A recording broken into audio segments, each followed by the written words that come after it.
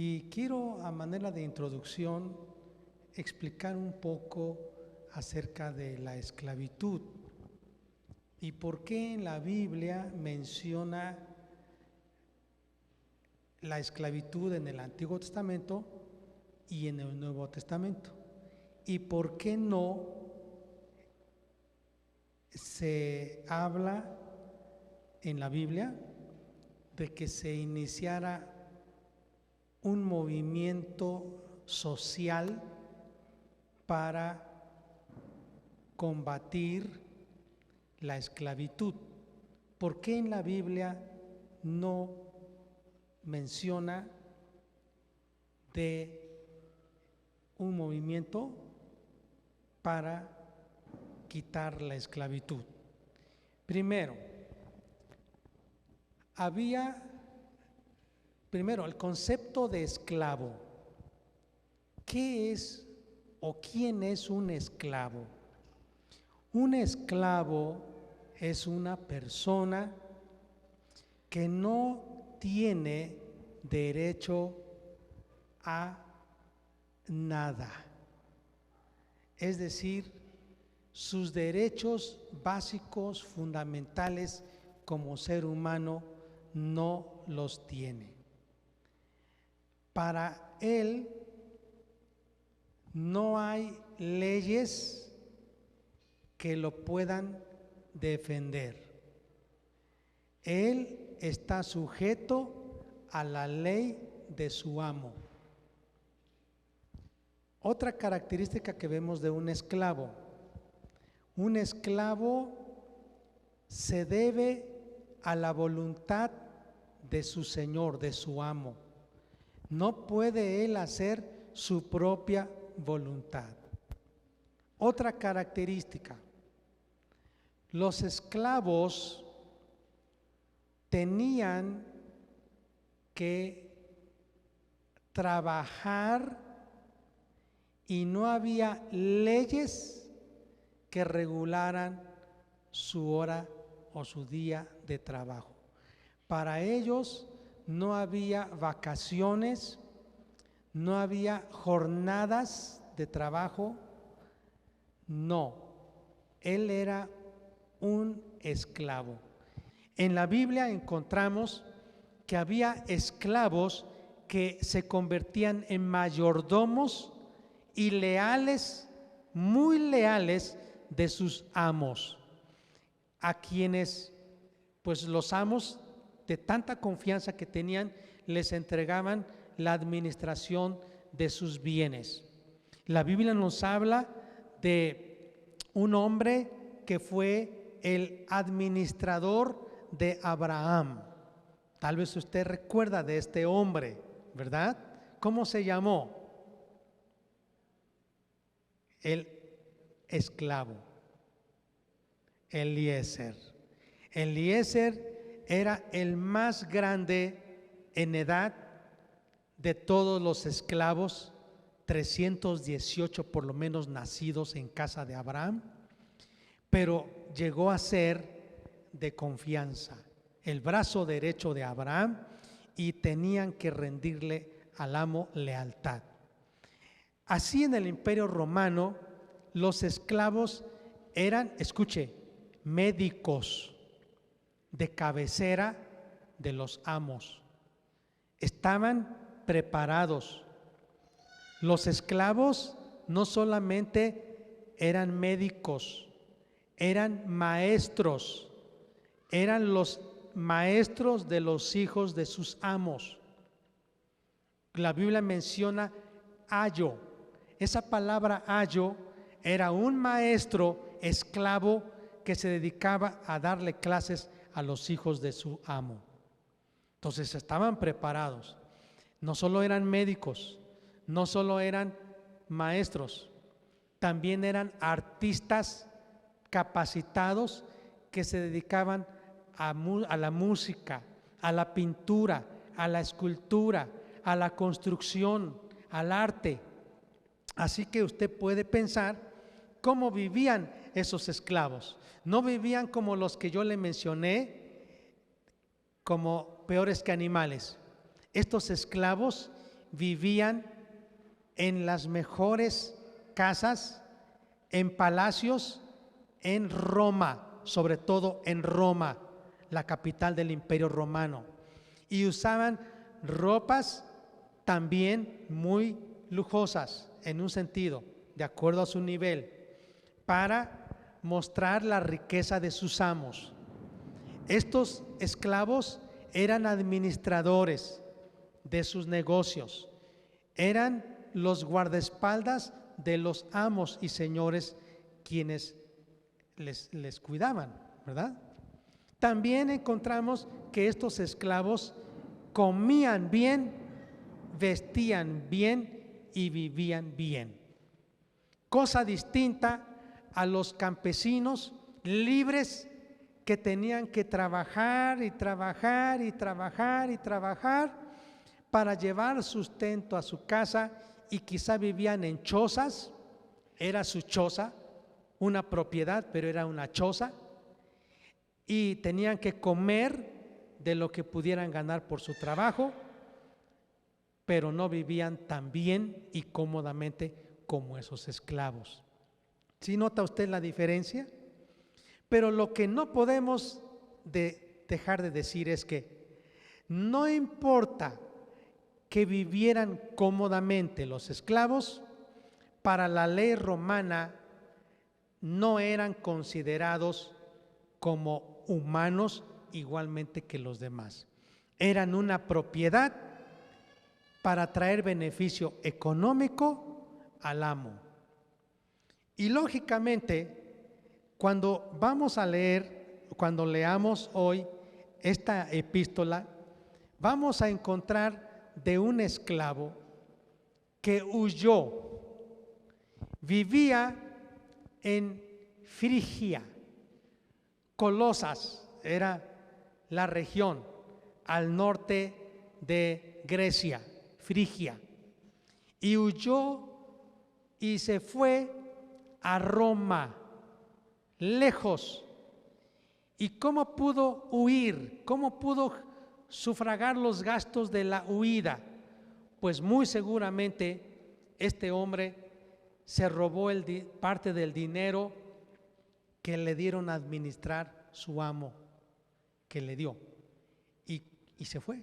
Robó y era un fugitivo.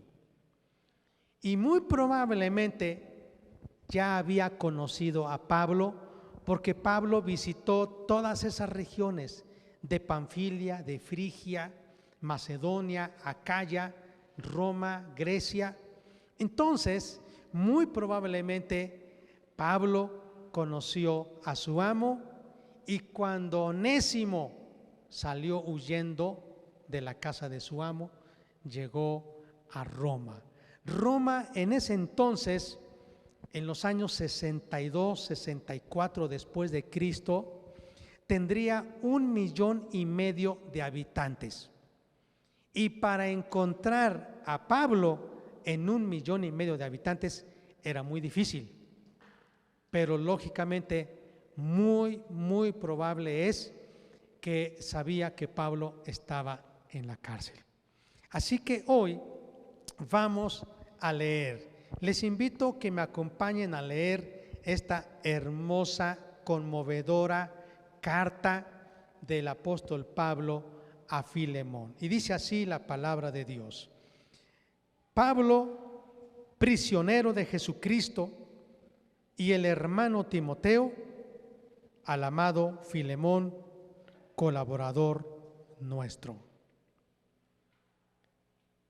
Y a la amada hermana Apia y a Arquipo, nuestro compañero de milicia, y a la iglesia que está en tu casa.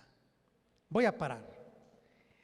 Era costumbre que las cartas tuvieran un apelativo, un saludo. Tenía que decir quién era el remitente de esa carta. Y aquí vemos que Pablo dice: yo soy el remitente, yo soy el escritor y soy el prisionero de Cristo. En este momento Pablo está prisionero en la cárcel en Roma. y le manda un saludo junto con Timoteo a Filemón. Filemón era un hombre de una clase social muy alta. Filemón era dueño de esclavos. Él tenía mucho dinero. Él era un hombre muy rico, un cristiano verdadero, muy rico, y que tenía esclavos. Su esposa, los estudiosos mencionan que era la hermana Apia. Filemón era común ese nombre entre los griegos y Apia era muy común entre los hebreos. Probablemente Apia tendría sangre judía y probablemente Filemón, su esposa Apia, tenían un hijo llamado Arquipo. Arquipo, que era pastor de la iglesia de Colosas. Así que Filemón, Apia y Arquipo están colaborando en la iglesia de Colosas. Filemón es un colaborador, es un hombre que sostiene la obra de Dios con sus recursos, es un hombre muy hospitalario. Y dice la Biblia con un saludo hermoso: gracia y paz a vosotros de Dios nuestro Padre y del Señor Jesucristo. Qué hermoso saludo. Y luego viene el exordio, el apelativo, luego el exordio. Fíjese aquí, el versículo 4. Doy gracias a mi Dios, haciendo siempre memoria de ti en mis oraciones. Es muy interesante que los hombres muy intelectuales, muy cultos y siguiendo las reglas de la urbanidad, como el apóstol Pablo lo hacía, manda un exordio. ¿Qué es un exordium? Es en latín. Significa palabras de aprecio y de felicitaciones. No comienza a pedirle, comienza a darle palabras de felicitación, palabras de gratitud, palabras que levantan las cualidades o características de este hombre Filemón. Dice: doy gracias a Dios, haciendo siempre memoria de ti en mis oraciones. ¿Por qué? ¿Por qué doy gracias a Dios? Primero, porque oigo del amor y de la fe que tienes hacia el Señor Jesucristo. Pablo le dice a Timoteo: estoy muy contento de que tú amas a Dios y de que tú tienes una fe muy fuerte en Él. Y también tú tienes un amor para con todos los santos. Estoy en este momento diciendo: gracias Dios por ti, Filemón. Pero también oro, ¿para qué? Dice: para que la participación de tu fe sea eficaz en el conocimiento de todo el bien que está en vosotros por Cristo Jesús. Y oro para que Dios te siga usando y que con la fe que tú tienes, muchos otros puedan conocer el bien que hay en Cristo Jesús. Muy bien, después de eso dice, verso 7, tenemos gran gozo y consolación en tu amor, porque por ti, oh hermano, han sido confortados los corazones de los santos. La verdad es que, Filemón, quiero decirte, estoy muy contento y por eso oro a Dios dando gracias, porque muchos de los hermanos en Cristo, los santos, han sido bendecidos por tu ministerio, por tu generosidad. Tú eres un hombre que has ayudado mucho a la obra de Dios y amas mucho a los santos. Con esas palabras, ¿cómo cree que se ha de haber sentido Filemón? Contento, ¿verdad? Motivado, animado. Ahora viene la petición.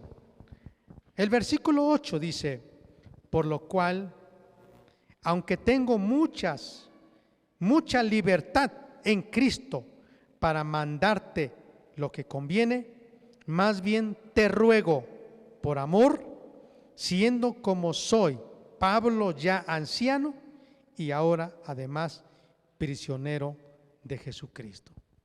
El apóstol Pablo dice: yo pudiera darte órdenes, yo pudiera exigirte, pero yo no te doy una orden, yo no te doy un mandato, yo no te estoy exigiendo, yo te voy a rogar algo, te voy a rogar, te voy a suplicar, y quiero que lo tomes en cuenta, no como un apóstol que soy, sino como un anciano. ¿Cuántos años tendría Pablo aproximadamente en esas fechas? El apóstol Pablo, dicen los historiadores, que andaría entre los 49 a 56 años y ya era un anciano. Así que, ¿cuántos de ustedes están entre esas edades y ya pueden decir: soy un anciano? Algunos se sienten tristes porque dicen: ay, me dijeron un anciano. Miren, la Biblia dice que para llegar a ser un ministro en una iglesia, dice, también se les llamaba con sus requisitos, está en la Biblia en Timoteo y en Tito, y se le consideraba anciano. No era un neófito, ya era un hombre maduro en esas edades más o menos.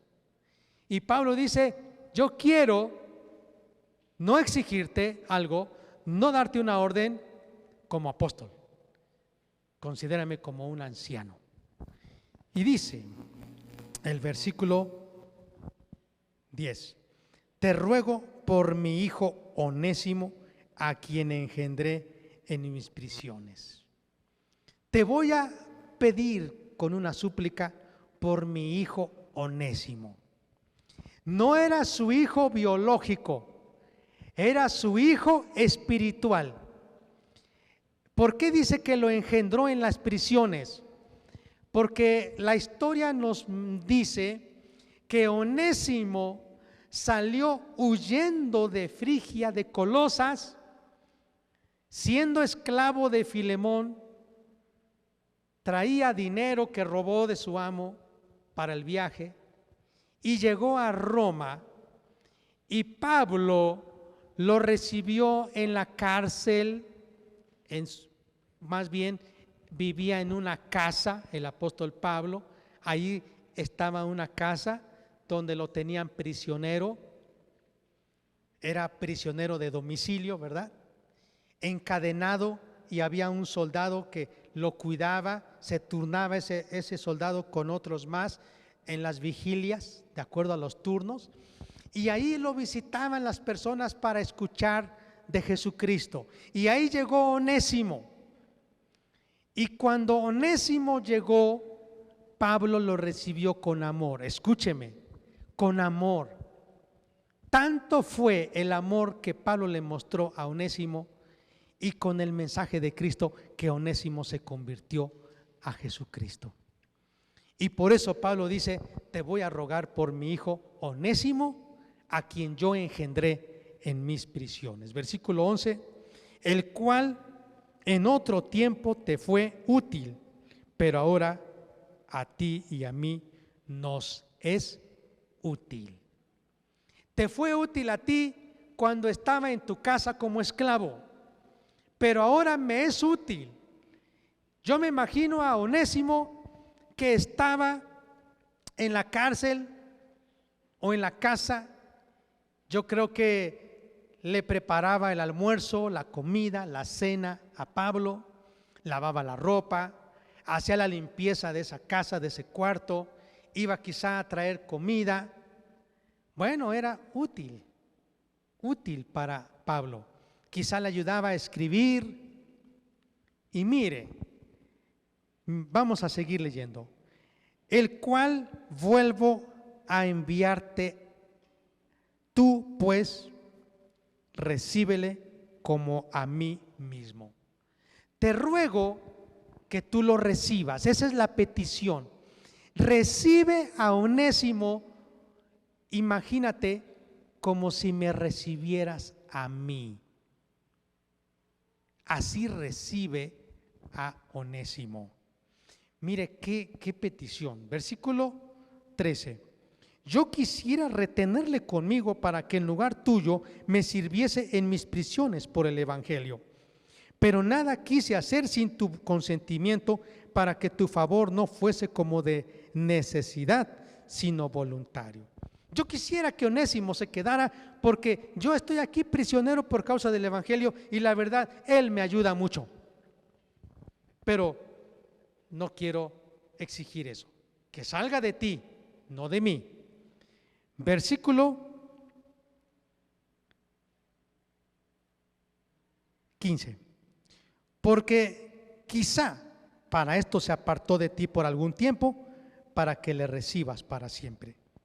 No ya como esclavo, sino como más que esclavo, como hermano amado, mayormente para mí, pero cuanto más para ti, tanto en la carne como en el Señor. El apóstol Pablo dice: yo te voy a enviar de regreso a Onésimo, que salió huyendo. Recíbele como si fuera yo mismo. Quisiera que se quede conmigo porque me ayuda mucho, me es útil, pero yo estoy seguro que también te va a ser útil allá, y quizá salió para que nunca más se salga de tu casa. Que nazca de ti si quieres que regrese conmigo, pero allá tú, que sea voluntario. Pero dice aquí: recíbele no como esclavo, recíbele como un hermano. Escuche, la Biblia nos dice que muchos de los esclavos que se convirtieron a Cristo llegaron a ser pastores y obispos en la iglesia primitiva, en todo Roma y en todo el imperio romano de aquel entonces, donde había iglesias.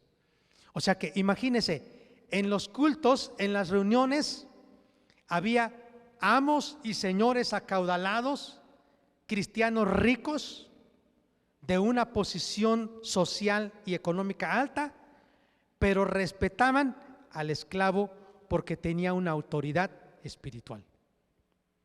Qué hermoso, porque ya no se veían como esclavos y amo, sino se veían como hermanos en la fe. Mire, más adelante dice, versículo 17: así que, si me tienes por compañero, recíbele como a mí mismo. Y si en algo te dañó o te debe, ponlo a mi cuenta. Claro que sí, es muy probable que Onésimo no quisiese regresar a la casa de Filemón, porque según la ley del imperio romano, si alguien tenía escondido en su casa un esclavo, era un delito, porque era una propiedad, una pertenencia de otra persona. Así que tenía que pagar muy caro.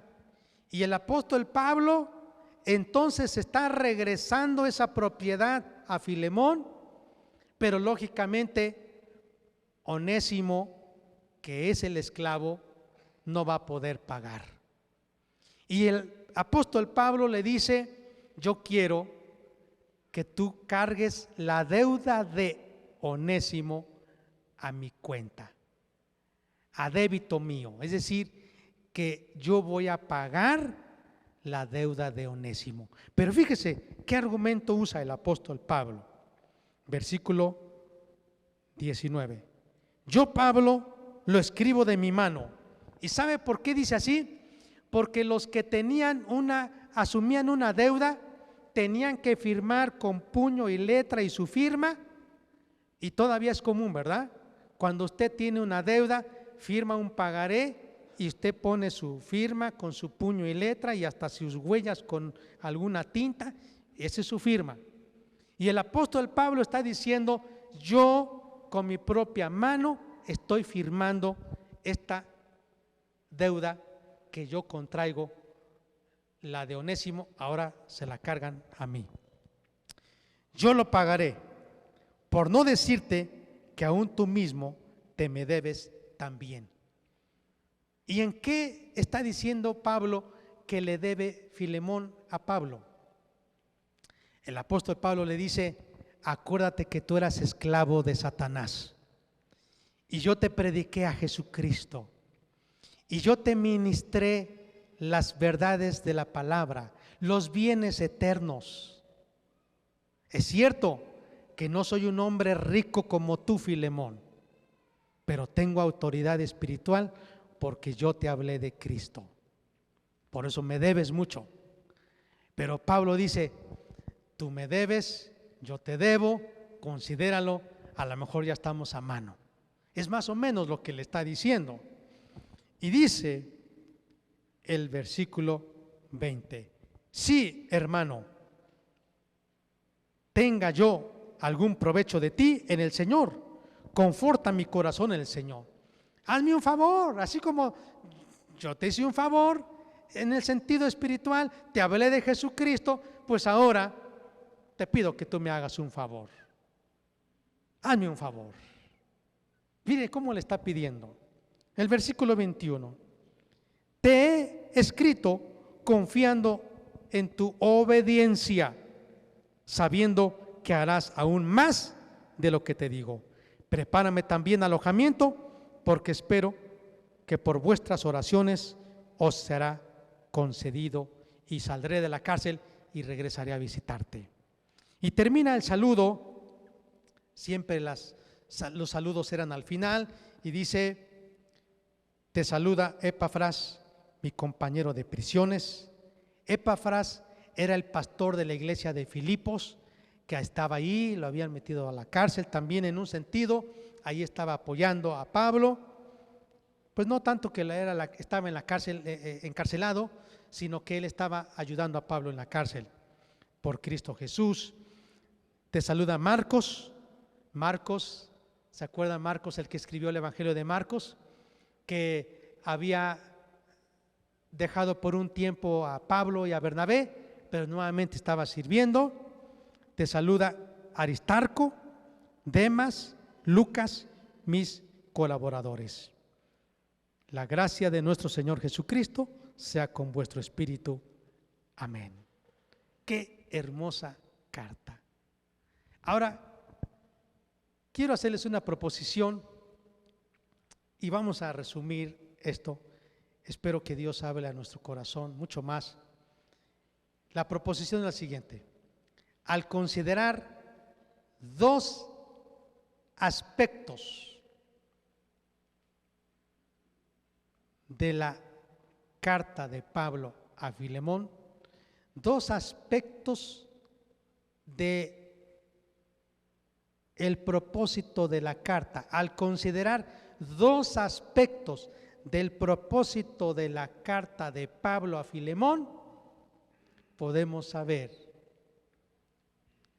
la obra de intercesión de Cristo por nosotros. Me gusta mucho esto. Primer elemento, primer aspecto del propósito de la carta. El primer aspecto es la intercesión. La intercesión. Aquí encontramos la intercesión.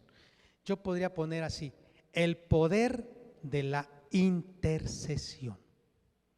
¿Cómo intercede Pablo ante Filemón? ¿Exigiéndole? ¿Dándole órdenes? ¿Mandándole? No. Con una persuasión moral. Él sabe que tiene una buena relación Pablo con Filemón. Es su hermano en la fe, se aman. Pablo tiene autoridad espiritual sobre Filemón, aunque Filemón es un hombre acaudalado, es un hombre rico, pero se aman en Cristo Jesús. Pablo dice: yo te serví en el ministerio dándote el evangelio, ahora yo quisiera que tú respondas a mi petición, no por obligación, no por exigencia, sino por amor y por voluntad. La intercesión. Y quiero tocar esto hablando de Cristo. Me gusta mucho porque yo pudiera poner una analogía. Filemón pudiera representar al Padre Celestial, Pablo pudiera representar a Jesucristo y Onésimo pudiera representarnos a todos nosotros los seres humanos. Onésimo, siendo un esclavo, salió huyendo, pero ahora estaba de regreso a casa. Amados, en un sentido, el dueño absoluto de nuestra vida, de lo que somos, de lo que tenemos, es Dios. No somos dueños nosotros de nuestra propia vida.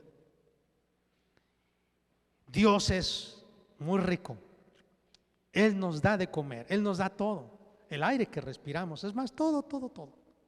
Él nos dio una esposa, unos hijos, una familia, nos da la salvación. Él es dueño de todo. Pero salimos de su comunión porque hicimos algo que a Dios no le agrada. Todo lo que va en contra de su voluntad es pecado. Pero vemos aquí a Pablo intercediendo ante Filemón por Onésimo, y así Pablo es como un tipo de Jesús.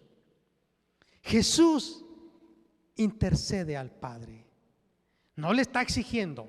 Jesús es Dios también.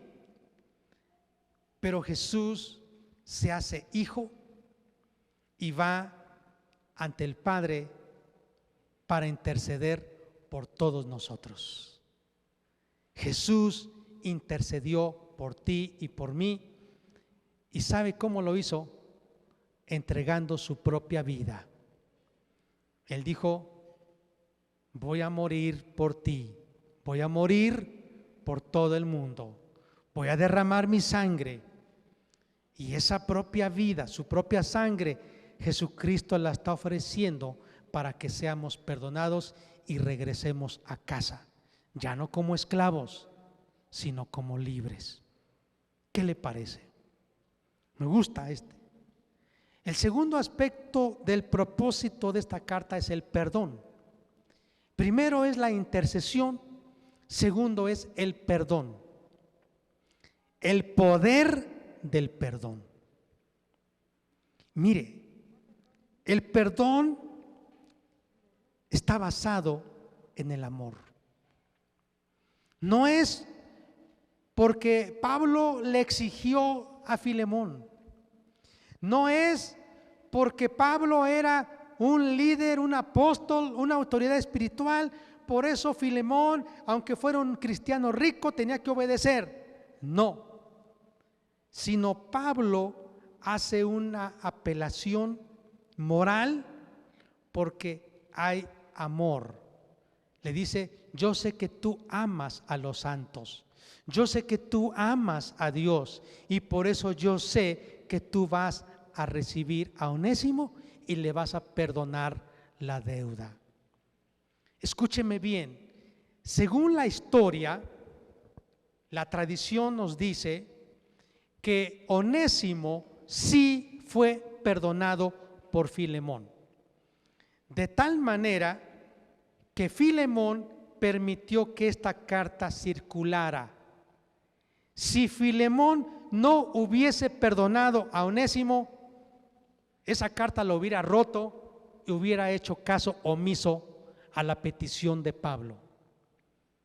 Pero otra cosa más, la tradición dice que Onésimo, que significa útil, Onésimo significa útil, llegó a ser obispo de Berea. Este hombre, la historia nos dice, llegó a ser un obispo, un pastor de la iglesia de Berea. Algo más, uno de los padres de la iglesia, Ignacio, menciona que también llegó a ser obispo, pastor de la iglesia de Éfeso. Uno que fue esclavo llegó a ser obispo de Berea y obispo de Éfeso. Amados, el poder del perdón de Dios para nosotros es tan grande que sí, antes teníamos muchas capacidades y las usábamos, pero no para invertirlas al reino de Dios. Algunos cantantes, escritores, maestros, doctores, no sé, con muchas capacidades. Pero ahora que Dios nos ha perdonado por la intercesión de Cristo, amados, podemos ser más útiles. Amén. Más útiles. De tal manera que podemos extender el reino de Dios. La historia termina muy emocionante porque Filemón recibe a Onésimo como su hermano. Y escuche bien, esta carta llegó a ser la inspiración para combatir la esclavitud en Estados Unidos. No se menciona aquí en la Biblia que le dice Dios a los cristianos por medio de Pablo: levántense, escapen. No. Y le voy a decir por qué. Con esto quiero terminar, es la conclusión. La historia nos menciona que había muchísimos esclavos en el Imperio Romano, de tal manera que si los libertaban, todos esos esclavos se iban a quedar sin comida, sin ropa y sin vivienda. Iban a ser libres, pero ahora ¿dónde iban a trabajar? Y aquí vemos que las enseñanzas de Cristo fueron mucho más que emancipar a un hombre de su esclavitud físicamente. Fueron mucho más al fondo, el amor. Ahora véanse como hermanos, no como esclavos. Y yo quisiera mencionarles unas citas a manera de conclusión de lo que Jesús nos dice en su palabra. Efesios capítulo 6, respecto a los esclavos y a los amos. Efesios 6, 5 al 9 dice así: siervos, obedeced a vuestros amos terrenales con temor y temblor, con gentileza de vuestro corazón como a Cristo, no sirviendo al ojo como los que quieren agradar a los hombres, sino como siervo de Cristo de corazón, haciendo la voluntad de Dios, sirviendo de buena voluntad como al Señor y no a los hombres, sabiendo que el bien que cada uno hiciere, ese recibirá del Señor, sea bueno, sea siervo o sea libre. Y vosotros, amos, haced con ellos lo mismo, dejando las amenazas, sabiendo que el Señor de ellos y vuestro está en los cielos, y que para Él no hay acepción de personas. ¿Cuál es la esencia de la relación de un amo y de un esclavo? El amor. Ya no tiene que estar con un látigo y golpeando el amo al esclavo. Ahora el esclavo ve a su amo como si sirviera a Cristo, y el amo ve al siervo como su hermano, sin amenazas, amándole. Vean lo que dice Colosenses capítulo 3, versículo 22. Me gusta mucho. Siervos, obedeced en todo a vuestros amos terrenales, no sirviendo al ojo como los que quieren agradar a los hombres, sino con corazón sincero, temiendo a Dios. Y todo lo que hagáis, hacedlo de corazón como para el Señor y no para los hombres, sabiendo que del Señor recibiréis la recompensa de la herencia, porque a Cristo el Señor servís. Mas el que hace injusticia recibirá la injusticia que hiciere, porque no hay acepción de personas. Fíjense, ahora ya no hay esclavos, ya no hay libres, ya no hay ricos, ya no hay pobres, ya no hay intelectuales, ya no hay sencillos. Ahora todos somos hermanos en Cristo. Amén. Primera de Timoteo capítulo 6. También encontramos el versículo 1. Dice: todos los que están bajo el yugo de esclavitud tengan a sus amos por dignos de todo honor, para que no sea blasfemado el nombre de Dios y la doctrina. Y los que tienen amos creyentes, no los tengan en menos por ser hermanos, sino sírvanles mejor, por cuanto son creyentes y amados los que se benefician de su buen servicio. Esto enseña y exhorta.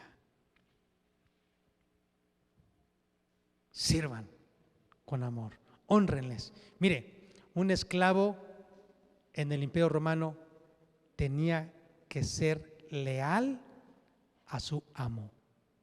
Era una lealtad tal, escuche, que cuando mataban al amo, ¿sabe qué hacían? También mataban a los esclavos de su casa, a todos, porque eran parte de su familia. Amados, la Biblia nos dice en San Juan 13, ya no les llamo siervos. Jesús dice, ahora les llamo mis amigos.